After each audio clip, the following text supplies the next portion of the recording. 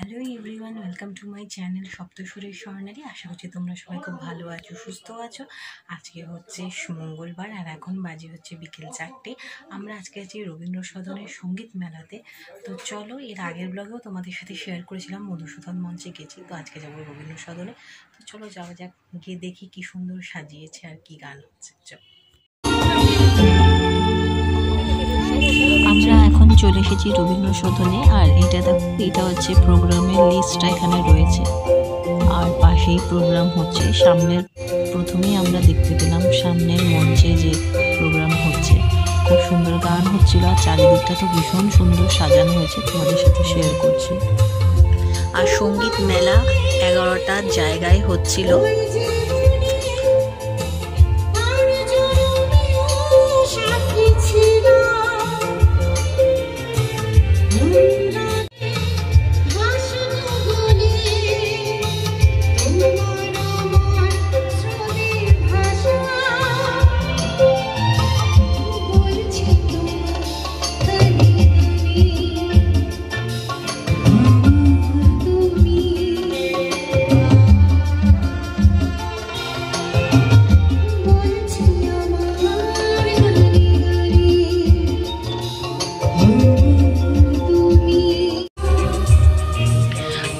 দেখো, এই নন্দনের দিকটাও কি সুন্দর সাজিয়েছে, মানে তোমার স্যাক্সোফোন রয়েছে, গিটার, একতারা দিয়ে খুব সুন্দর সাজিয়েছে, পিয়ানো।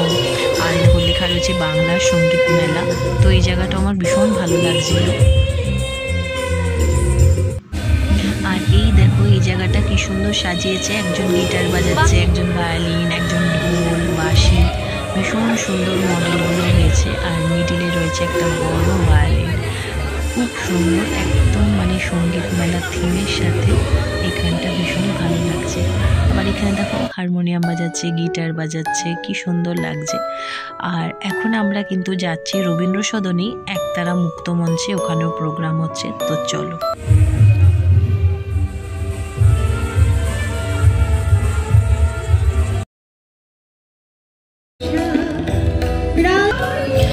আর একতারা মুক্ত মঞ্চের পাশে কিন্তু প্রচুর স্টল ছিল। দেখো, কোনো বই স্টল রয়েছে, আরো নানা স্টল আছে। তো চলো আগে গান শুনে নিই।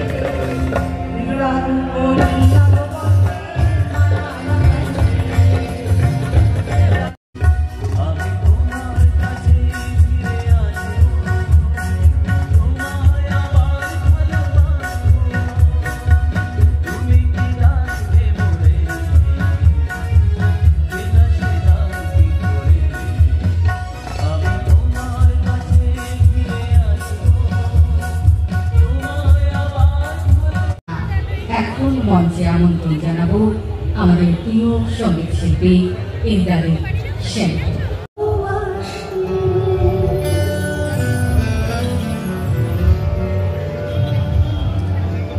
আকাশে কার বুকের মাঝে